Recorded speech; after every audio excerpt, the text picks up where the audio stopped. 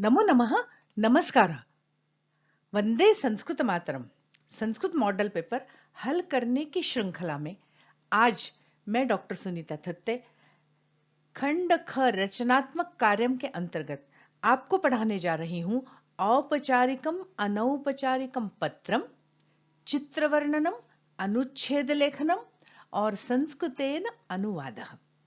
ये रचनात्मक कार्यम के ये प्रश्न ऐसे हैं जो माध्यमिक से लेकर उच्च माध्यमिक और उच्च कक्षाओं में तो आते ही हैं, प्रतियोगी परीक्षाओं में भी पूछे जाते हैं, बस थोड़ा प्रकार अलग होता है।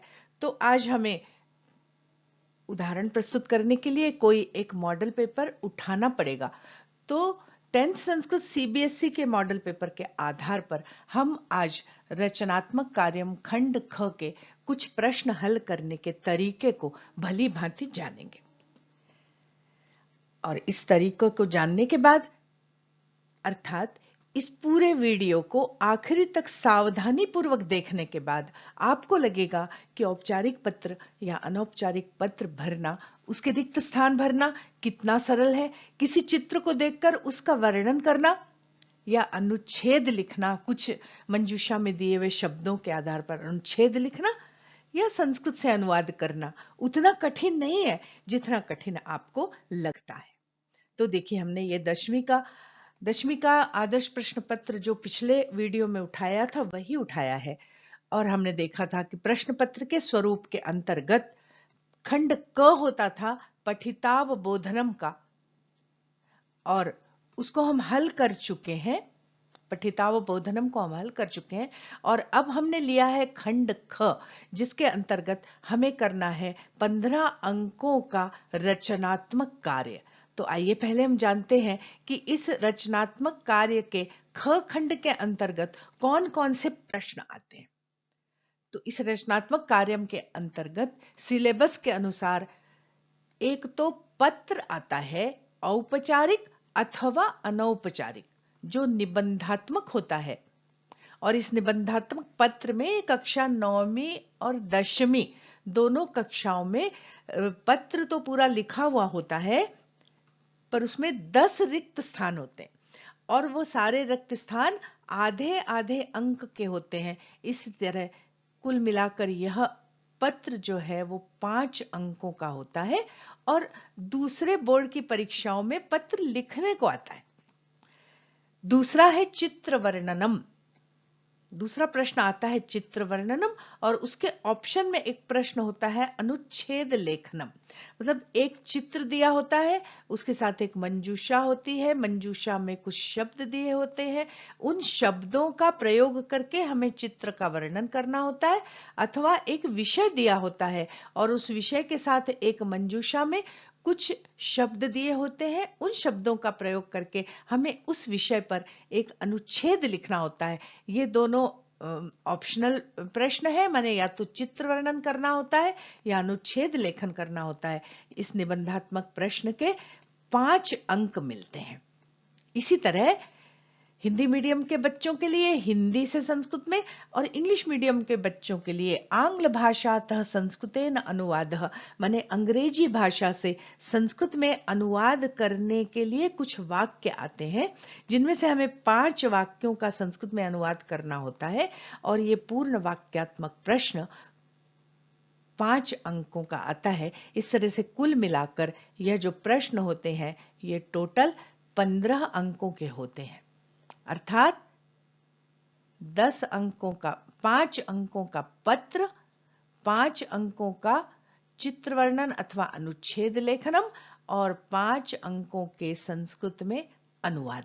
तो आइए अब क्रमशः हम एक एक बिंदु को उठाते हैं। हम सबसे पहले देखते हैं औपचारिक और अनौपचारिक पत्र के रिक्त स्थानों की पूर्ति कैसे की जाती है। तो देखिए, यह आपके पास खंड ख के अंतर्गत रचनात्मक कार्यम का ये जो खंड ख है, इसके अंतर्गत ये दूसरा प्रश्न आपके सामने है। और देखिए, यहां पर इस प्रश्न में ऐसा नहीं है कि आप स्वयं कुछ भी पत्र लिखें। पत्र यहां लिखा हुआ है और उसके निर्देश आपको दिए हैं कि भवान जयपुर वासी राजेंद्र अस्ति। आप जयपुर में निवास करने वाले राजेंद्र हैं।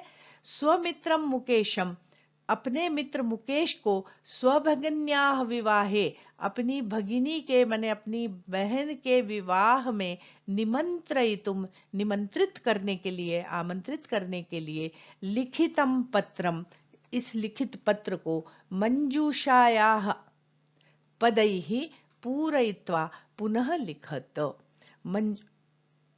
निमंत्रण के लिए, आमंत्रण के लिए लिखे गए इस पत्र को मंजूषायाः पदैः पूरयित्वा, इस मंजूषा के पदों से, माने अपने मन से उसमें नहीं भरना है कोई शब्द, इस मंजूषा में जो ये पद दिए हुए हैं, ये इन पदैः पूरयित्वा, इन पदों से पूरयित्वा माने पूरित करके या रिक्त स्थानों को भर करके पुनः लिखत, माने इस पूरे पत्र को आप पुनः लिखिए। देखिए जो मंजूषा उस पत्र के नीचे दी हुई थी वो मैंने यहाँ पर आपकी सहूलियत के लिए यहाँ दे दी है। तो हमें इस प्रश्न को हल करने के लिए हमें सबसे पहले मंजूषा के शब्दों को पढ़ लेना है। भविष्यति होगा मम मने मेरा, नमः नमस्कार, वर यात्रा मने बारात, राकेशेन, यहाँ पर तृतीया लगी है, माने राकेश के द्वारा, सहायम सहायता, भगिनी का भी हमने यहाँ पढ़ा स्वभगिन्याः विवाहे, भगिनी की षष्ठी में बनेगा भगिन्याः माने बहन के, अभिन्न हृदय माने मेरा अभिन्न हृदय, जिसका मेरा और तुम्हारा हृदय एक जैसा है, मित्र के लिए ये शब्द प्रयुक्त किया जाता है। त्रिदिनानी माने 3 दिन, और ज्ञात्वा माने जानकर। अब हम देखते हैं कि वो प्रश्न, वो पत्र कैसा है। देखिए ये पत्र यहाँ पर दिया हुआ है। अब इस पत्र के चूंकि अक्षर यहाँ छोटे दिख रहे हैं तो हम इसके 2 भाग कर लेते हैं और दोनों भागों के नीचे हम मंजूषा लाते हैं। यहाँ पर हम देख रहे हैं कि 10 रिक्त स्थान है और वहां क्रमशः अंक पड़े हुए हैं, 1 2 3 4, 1 2 3 4 5 6 7 8 9 और ये 10वां है। और देखिए यहाँ पर भी एक रिक्त स्थान है दिनांक का, पर यहाँ कोई अंक डला हुआ नहीं है। इसका मतलब आपको जिस दिन आप परीक्षा दे रहे हैं वो परीक्षा का दिनांक यहाँ पर लिखना है, पर इस दिनांक के लिए आपको कोई भी अंक मिलने वाला नहीं है, अंक आपको यहाँ से मिलेंगे। तो आइए हम इन अक्षरों को बड़ा करते हैं और इस पत्र को हम 2 भागों में बांट लेते हैं। तो पहले भाग में 5 शब्द और दूसरे भाग में 5 शब्द भर के हम इस पत्र की पूर्ति करेंगे, पत्र के रिक्त स्थानों की पूर्ति करेंगे। तो देखिए ये पत्र का पहले आधा भाग देखिए। जयपुरतः, जयपुर से पत्र लिखा जा रहा है। आप जिस दिन भी पत्र लिख रहे हैं उस दिन का यहाँ पर आप दिनांक डाल दीजिए। दिनांक जैसे अगर आपकी परीक्षा 11 तारीख को है तो आप यहाँ दिनांक डालेंगे 11/3/2023। अब इसमें 10 रिक्त स्थान है जो यहाँ से 1 2 3 4 ये नंबर डले हुए हैं, मतलब ये दिनांक का जो आपने ये रिक्त स्थान भरा है इसका आपको कोई इसके अंक मिलने वाले नहीं है। यहाँ से आपको अंक मिलेंगे 1 2 3 4। तो अब देखिए प्रिय मित्र मुकेश, मुकेश को संबोधित किया है कि प्रिय मित्र मुकेश, सस्नेहम स्नेह पूर्वक। अब ये जो रिक्त स्थान है यहाँ पर निश्चित रूप से कोई ना कोई अभिवादन सूचक शब्द होगा, तो हम मंजूषा में देखते हैं। तो ये भविष्यति मम और ये तीसरा ही शब्द हमें मिल गया नमः, स्नेह पूर्वक नमस्कार, हम यहाँ पर लिख देंगे नमः।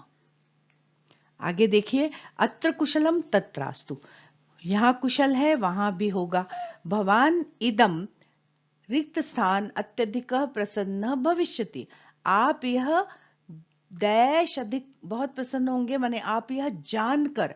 तो जानकर के लिए यहाँ हम शब्द देखेंगे तो हमें ये सबसे अंतिम शब्द दिख रहा है ज्ञात्वा। ज्ञात्वा माने जानकर, आप यह जानकर अत्यधिक प्रसन्न होंगे कि, यत माने कि, मम रिक्त स्थान दिव्यायाः विवाह, मेरी रिक्त स्थान दिव्या का विवाह। रिक्त स्थान माने मेरी बहन, तो बहन के लिए वहां प्रश्न में शब्द था भगिन्याः विवाह, भगिनी का विवाह, षष्ठी लगी भगिनी शब्द में, तो ये भगिन्याः शब्द यहाँ पर हम भर देंगे कि मम भगिन्याः दिव्यायाः विवाह, मेरी भगिनी दिव्या का विवाह विजयनगर निवासी श्री वेद प्रकाशस्य पुत्रेण, विजयनगर निवासी श्री वेद प्रकाश के पुत्र डैश सह, इसके साथ, किसके साथ, तो नाम होगा कोई ना कोई, तो यहाँ हम देखते हैं कि नाम कहाँ है, तो ये हमें एक नाम दिख रहा राकेश। अच्छा, यहाँ पर एक चीज हमें और ध्यान रखनी है कि पुत्रेण, इसमें तृतीया लगी है, तो अब जो नाम होगा उसमें भी तृतीया का एक वचन ही लगा होगा। तो यहाँ अगर किसी कारण से दो नाम होते तो हम फिर उस नाम को ढूंढते जिसमें तृतीया लगी। यहाँ कोई कंफ्यूजन नहीं, यहाँ एक ही नाम है, तो हम यहाँ लिख देंगे राकेशेन सह। मेरे पुत्र मेरे पुत्र नहीं, श्री वेद प्रकाश के पुत्र राकेशेन सह, राकेश के साथ, राकेशेन सह दिसंबर मासस्य माने दिसंबर महीने की एकादश तिथौ निश्चितः जातः, 11 तारीख को निश्चित हुआ है। और सायं सप्तवादने आगमिष्यति, रिक्त स्थान सायं सप्तवादने आगमिष्यति, शाम 7 बजे आएगा या आएगी। कौन आएगी या आएगा? तो जब शादी होती है तो बारात आती है, तो हम देखेंगे यहाँ बारात के लिए कोई शब्द है क्या, तो भविष्यति मम, ये वर यात्रा, वर की यात्रा माने बारात। तो अभी हम यहाँ पर ये शब्द लिख देंगे कि वर यात्रा सायं सप्तवादने आगमिष्यति। और इस तरह से ये हमारे 5 रिक्त स्थान पूर्ण हो गए, तो 2.5 नंबर का काम हमने कर लिया है। अस्मिन मंगलावसरे, इस मंगल अवसर पर, भवान सपरिवारम सादरम निमंत्रितः, आप सपरिवार सादर निमंत्रित है, सादर निमंत्रित हैं। और अब हम इसका आधा जो बचा हुआ पोर्शन है वो देखते हैं कि भवता स्वपरिवारेण सह, भवता माने आपके द्वारा, भवता आपके द्वारा, सपरिवारेण सह स्वपरिवारेण सह माने अपने परिवार के साथ, विवाहतः विवाह से, डैश पूर्वम एव अत्र आगत्य, रिक्त स्थान पूर्व ही यहाँ आकर, माने पूर्व माने कुछ तो भी समयवाचक शब्द होना चाहिए कि इतने समय पूर्व आकर, व्यवस्थायाम व्यवस्था में, डैश अपि करणीय, व्यवस्था में हमें ये भी करना है, रिक्त स्थान करना है, तो व्यवस्थाओं में हम बहन की शादी में क्या करेंगे, सहायता करेंगे। और पूर्व हम आएंगे कुछ दिनों के पूर्व, तो हम यहाँ देखेंगे कि कौन कौन से शब्द यहाँ फिट हो रहे हैं। तो ये एक शब्द आया सहायम, सहायता के लिए सहायम, और दूसरा शब्द आया है त्रिदिनानी, 3 दिन। देखिए क्षम्यताम, यहाँ पर एक चीज और है कि हम ये 3 शब्द उस में भर चुके हैं, 5 शब्द, तो उनको हम अलग कर लें, हम उनको या तो काट लें या हम उनके ऊपर कोई निशान पहले से लगा लें। तो ये ज्ञात्वा, भगिन्याः, और ये नमः, वरयात्रा और राकेशेन, इतने शब्द हम पहले भर चुके। तो अब यहाँ पर हमें भरना है त्रिदिनानि पूर्वम एव, 3 दिन पहले ही। तो अब हम यहाँ पर लिखेंगे त्रिदिनानि, त्रिदिनानि पूर्वमेव अत्र आगत्य व्यवस्थायां सहाय्यम, इस वाले रिक्त स्थान में हम भरेंगे सहाय्यम माने सहायता, अपि करणीयम, भवतः उपस्थिति, आपकी स्थिति, आपकी उपस्थिति, रिक्त स्थान उत्साहम विश्वासम च वर्धिष्यते, उत्साह और विश्वास बढ़ाएगी। किसका? भाई मैं बुला रहा हूं तो मेरा। अब देखते हैं हम मेरा के लिए कौन सा शब्द है, ये भविष्यति तो नहीं हो सकता, अभिन्न हृदय भी नहीं हो सकता, मम। तो यहां पर हम लिख देंगे मम उत्साहम, मेरा उत्साह और विश्वास बढ़ाएगी। इतोपि भवतः, और भी इससे भी अधिक क्या होगा, भवतः जयपुर दर्शनस्य इच्छा सिद्धि अपि भविष्यति, ये भविष्यति मेरे मुंह से अपने आप निकल कि आपके जयपुर दर्शन की इच्छा सिद्धि भी हो जाएगी। रिक्त स्थान, तो ये रिक्त स्थान यहाँ पर ये भविष्यति शब्द यहाँ आएगा, भविष्यति माने हो जाएगी, आपको जो जयपुर देखना है, जयपुर दर्शन की आपकी जो इच्छा है वह भी पूरी हो जाएगी। और हम यहाँ पे भर देंगे भविष्यति। अब एक ही शेष बचा है, अभिन्न हृदय कहते हैं मित्र को, माने जिसका हृदय अभिन्न होता है, माने भिन्न नहीं होता है, वो मित्र ही होता है। तो यहाँ पर अब एक ही, वैसे भी अब एक ही शब्द बचा है, आपका अभिन्न हृदय माने आपका मित्र राजेंद्र, और ये शेष जगह पर हम भर देंगे अभिन्न हृदय। देखिए एक चीज और है, रिक्त स्थानों की पूर्ति करते समय अगर आपको ऐसा लगे कि कोई एक रिक्त स्थान आपको नहीं आ रहा है तो आप उसे छोड़कर आगे बढ़ जाएं, और जो जो आपको आ रहे हैं पहले उनको भर ले, तो फिर बाद में जो शेष बचेंगे उनमें से उस शब्द का चयन करना बहुत सरल हो जाएगा। तो ये पत्र का हमारा प्रश्न पूरा हुआ। अब रचनात्मक कार्य के अंतर्गत हम अब देखते हैं कि अगला प्रश्न जो है चित्र वर्णन का, वो क्या है। तीसरा प्रश्न आ रहा है, प्रदत्तम चित्रम दृष्ट्वा मंजूषायां प्रदत्त शब्दानां सहायतया पंचवाक्यानि संस्कृतेन लिखत। प्रदत्त चित्र को देखकर मंजूषा में दिए गए शब्दों की सहायता से 5 वाक्य, आपको केवल 5 वाक्य लिखें। पंचवाक्यानि 5 वाक्य संस्कृतेन लिखत, संस्कृत में लिखिए। और ये नीचे एक मंजूषा दी गई है, उस मंजूषा में ये कुछ शब्द दिए हैं, इन्हीं शब्दों का प्रयोग करके हमको वाक्य बनाने, मतलब हम जो भी वाक्य बनाए उन वाक्यों में नीचे दिए हुए शब्दों में से एक वाक्य जरूर हो, एक शब्द जरूर होना चाहिए। तो देखिए यहाँ पर हम एक चित्र देख रहे हैं कि एक उद्यान का चित्र है, कुछ बच्चे खेल रहे हैं, 2 बच्चे झूल रहे हैं, एक बच्ची चित्रकारी कर रही है, बहुत सारे पेड़ लगे, फूल लगे, और इसी से संबंधित प्रश्न यहाँ पर दिए हुए हैं। क्रीडंती खेल रहे हैं, उद्यानस्य उद्यान का, भ्रमंती घूम रहे हैं, पुष्पाणि पुष्प, वृक्षाः वृक्ष, बालाः बच्चे, चित्रकार्यम चित्रकारी, हरितिमा हरियाली, और दोलयतः माने दोलयतः माने झूल रही हैं या झूल रहे हैं। तो आइए अब हम मंजूषा की सहायता से चित्र का वर्णन करते हैं, कुछ वाक्य बनाते। यहाँ मैंने चित्र को छोटा कर लिया है, ऊपर मंजूषा भी बना दी। तो अब देखिए क्रमशः एक एक वाक्य हम बनाए। यहाँ पर बहुत कुछ होता हुआ दिख रहा है, तो पहला वाक्य हम बनाते हैं कि ये चित्र काहे का है। तो यहाँ पर शब्द आया है उद्यानस्य। उद्यानस्य शब्द को लेकर के हमने वाक्य बनाया कि इदम उद्यानस्य चित्रम अस्ति, या फिर हम ये भी लिख सकते हैं कि इदम चित्रम उद्यानस्य अस्ति। तो जिस चीज का चित्र है वो शब्द वहां होगा।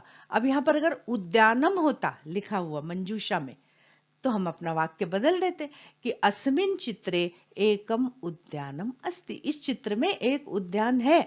तो पहला वाक्य तो हमेशा हम चित्र वर्णन में यही बनाएं कि ये काहे का चित्र है या इस चित्र में क्या है, दोनों तरह के वाक्य बनेंगे। चलिए हम दूसरा वाक्य बनाते हैं। दूसरे वाक्य में हमें दिख रहा है क्रीडंती, एक शब्द दिख रहा है, तो इसके आधार पर हमने ये एक वाक्य बनाया। क्या कर रहे हैं, अस्मिन् चित्रे, इस चित्र में, बालाः क्रीडन्ति, बच्चे खेल रहे हैं। ये देखिए बालाः शब्द भी हमने ले लिया और क्रीडन्ति शब्द भी ले लिया। इस चित्र में बालाः क्रीडन्ति माने इस चित्र में बच्चे खेल रहे हैं। अब अगला देखिए, पुष्पाणि, वृक्षाः, चित्रकार्यम, अभी बहुत सारे शब्द बाकी हैं। तो हम देखते हैं कि चित्र में बहुत सारे वृक्ष हमको दिखाई पड़ रहे हैं।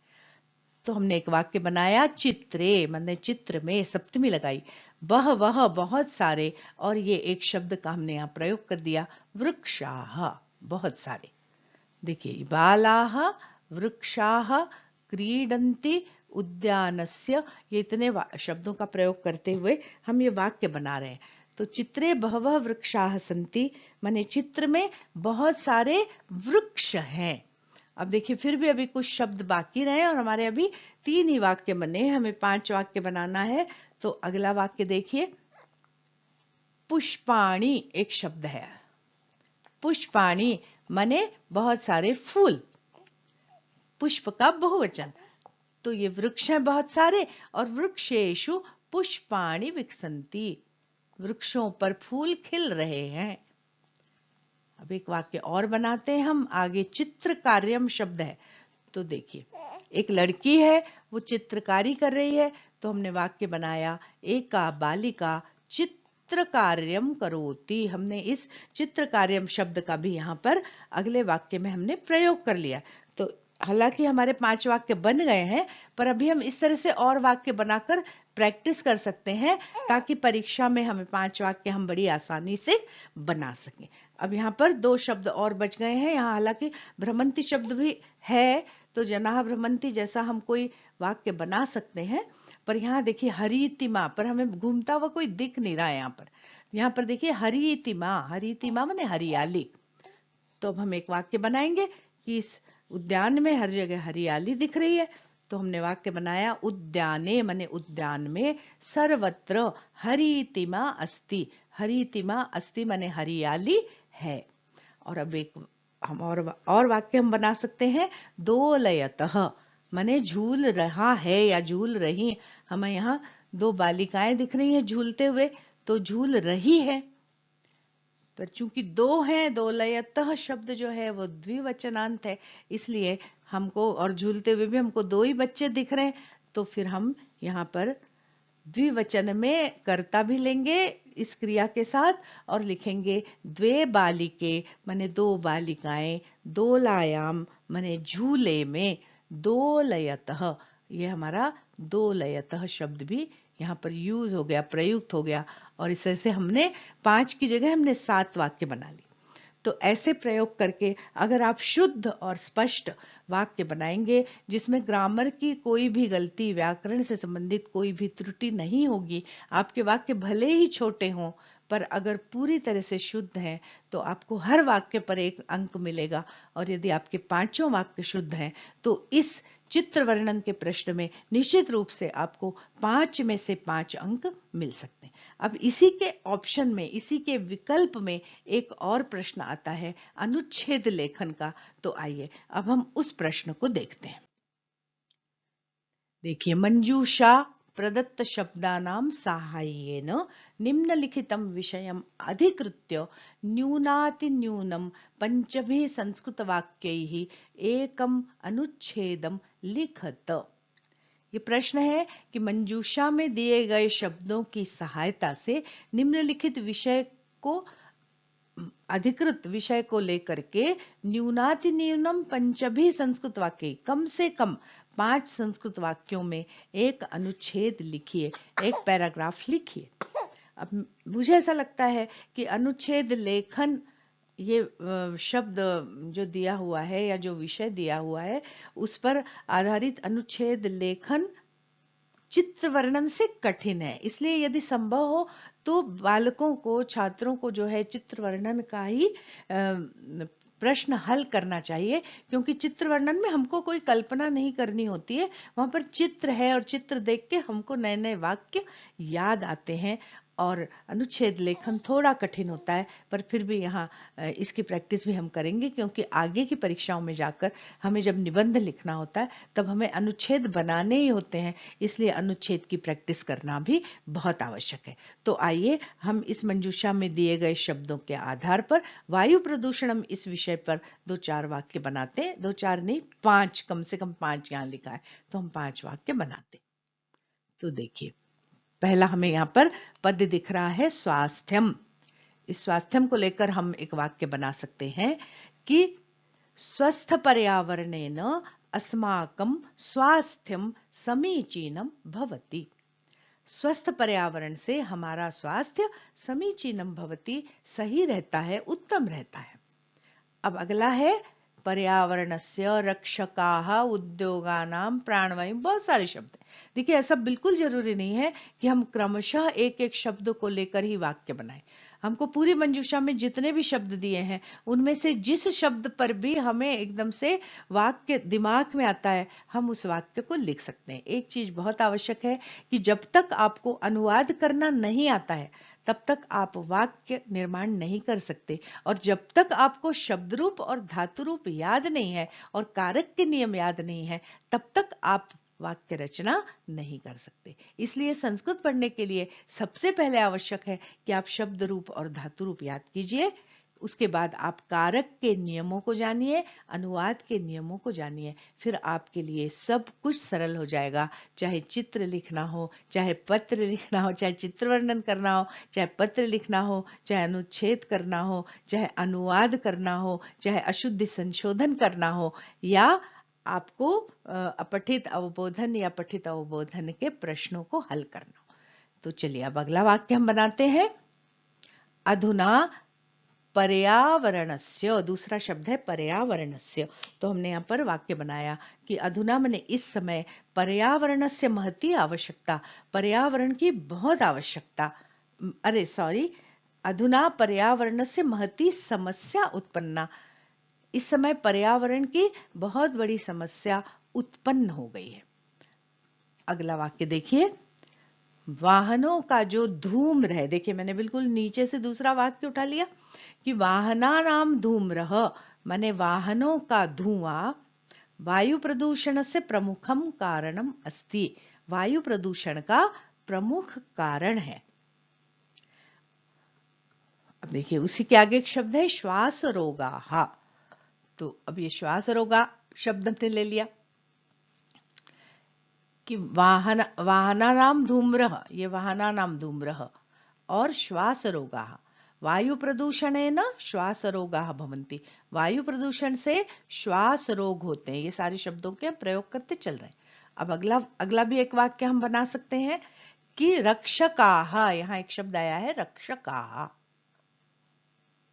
इस पे भी वाक्य बना चुके, इस पे भी बना चुके, अब इस पे बनाते हैं कि वयम पर्यावरणस्य रक्षकाः भवेम, हम पर्यावरण के रक्षक बने। आगे देखिए, एक वैसे तो 5 वाक्य हमारे बन चुके, पर हम एक आध वाक्य और बना सकते हैं। तो ये बनाते हम कि वृक्षारोपण, एक शब्द आया है, पर्यावरण को बचाने के लिए वृक्षारोपण बहुत आवश्यक है। तो हमने एक वाक्य बनाया कि पर्यावरणस्य रक्षणाय, पर्यावरण की रक्षा के लिए, अस्माभिः, मतलब हम उसके रक्षक बने, यहाँ च लिया है, और पर्यावरण से रक्षणाय, पर्यावरण की रक्षा के लिए, अस्माभिः वृक्षारोपणम करणीयम, अस्माभिः माने हमारे द्वारा, वृक्षारोपणम करणीयम, वृक्षारोपण किया जाना चाहिए, हम वृक्षारोपण करें। चलिए अब हम अगला प्रश्न देखते हैं। अगला प्रश्न है हमारा संस्कृत भाषा में अनुवाद करने का, और मैंने आपको बताया कि अनुवाद करने के लिए धातु रूप, शब्द रूप याद होना बहुत आवश्यक है। उसके साथ ही सरल संस्कृत व्याकरण के आधारभूत नियम जैसे लिंग, वचन, पुरुष, लकार, विभक्ति और कारक का नॉलेज होना भी जरूरी है। तो उन 2-3 वीडियो जो बने हुए उनकी लिंक मैं एंड स्क्रीन में दूंगी, तो अनुवाद करने के लिए आप उन वीडियोस को भी अवश्य देखें। अभी हम देखते हैं कि हम अनुवाद कैसे करें। तो अनुवाद करने के लिए सबसे पहले ये तरीका होता है कि हम कर्ता और क्रिया को देखें। तो कर्ता है उसने और क्रिया है पढ़ी। तो हम देखते हैं उसने माने वह, अकेला है, एक वचन है, प्रथम पुरुष का एक वचन, तो वो सह होगा। तो अब ये पढ़ी जो है, पढ़ना क्रिया पठ धातु, और ये पढ़ी मतलब भूतकाल हो गया, तो भूतकाल के लंग लकार का प्रयोग होता है। तो हम यहाँ लंग लकार का प्रयोग करेंगे किस पुरुष और किस वचन में? तो ये कर्ता हमारा सह है, प्रथम पुरुष का एक वचन, तो हम लंग लकार प्रथम पुरुष एक वचन की क्रिया लिखेंगे, सह अपठत, उसने पढ़ी। और क्या पढ़ी? तो संस्कृत की पुस्तक पढ़ी, पुस्तक को पढ़ा, तो पुस्तक में द्वितीया लगाएंगे और हमारा वाक्य बनेगा सह संस्कृत पुस्तकम अपठत, उसने संस्कृत की पुस्तक पढ़ी। चलिए ये मेरे ख्याल से ओवर राइटिंग हो गई है, हम कोशिश करते हैं ये पीछे का मिट जाए तो अच्छा है, ये मिट गया। हाँ, तो ये शब्द बना, ये वाक्य बना हमारा सह संस्कृत पुस्तकम अपठत, उसने संस्कृत की पुस्तक पढ़ी। अब अगला वाक्य देखिए, मेरे घर के पास विद्यालय है। कौन है? विद्यालय है। तो हम सबसे पहले विद्यालय देखेंगे, विद्यालय है के लिए शब्द है अस्ति, विद्यालय अस्ति। कहाँ है? मेरे घर के पास। तो मेरा घर मतलब मम, और घर के पास तो गृह, गृह में षष्ठी लगाएंगे और हमारा वाक्य बनेगा मम गृहम निकषा। हाँ, षष्ठी नहीं लगाएंगे, गृहस्य पार्श्वम लिखना है तो षष्ठी लगाएंगे, पर हमने उपपद विभक्तियों में पढ़ा है निकषा शब्द, है ना, समया निकषाः प्रतियोगे भी, तो ये निकषा के साथ द्वितीया लगती है, तो हम लिखेंगे मम गृहम निकषा विद्यालयः अस्ति, मेरे घर के समीप विद्यालय है। या अगर पास के लिए पार्श्वे लिखना होगा तो फिर हम गृहस्य भी लिख सकते हैं। चलिए अगला देखिए, वसंत सभी ऋतुओं में श्रेष्ठ है। कौन है? वसंत है। तो सबसे पहले हम लिखेंगे मतलब सोचेंगे इस बारे में, वसंतः अस्ति, वसंत है, क्या है? श्रेष्ठ है। तो वसंतः श्रेष्ठः अस्ति, क्योंकि ये विशेषण विशेष्य भाव होगा, उसी विभक्ति उसी वचन में श्रेष्ठ शब्द भी लिखा जाएगा। वसंतः श्रेष्ठः अस्ति, किसमें श्रेष्ठ है? सभी ऋतुओं में। तो ऋतुओं में भी हम सप्तमी लगाएंगे और सभी शब्द में भी सप्तमी लगाएंगे और हमारा वाक्य बनेगा कि वसंतः सर्वेषु ऋतुषु श्रेष्ठः अस्ति। सर्वेषु क्यों हुआ? क्योंकि ऋतु शब्द पुल्लिंग है, तो ऋतुषु हुआ तो सर्वेषु, यहाँ पर कोई स्त्रीलिंग शब्द होता तो ये सर्वेषु की जगह सर्वासु हो जाता।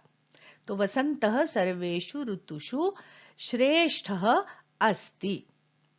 अगला प्रश्न देखिए, अनुवाद बच्चों, यहां पर आमंत्रित कर रहे हैं, बुला रहे हैं, पुकार रहे हैं, तो यहां संबोधन का प्रयोग होगा कि हे बालकाः या हे बालाः, तुम सब उधर मत जाओ। ये देखो, सबसे पहले देखेंगे जाओ, ये क्रिया है, जाने की क्रिया है, जिसके लिए गम धातु का प्रयोग होता है, पर ये आज्ञार्थक है। जाओ मतलब लोट लकार है, तो हमें लोट लकार का प्रयोग करना पड़ेगा। गच्छतु गच्छताम गच्छन्तु। कौन मत जाओ? तुम सब मत जाओ। तो इसका मतलब कर्ता कौन हो गए? तुम सब। तो त्वम युवाम यूयम, इसका कर्ता हो जाएगा यूयम, है ना, तुम सब जाओ। पहले हम करेंगे जाओ, फिर करेंगे मत जाओ। तो जाओ, तो अपन रूप चला के देखेंगे, गच्छ गच्छतम गच्छत, है ना, तो गच्छत होगा।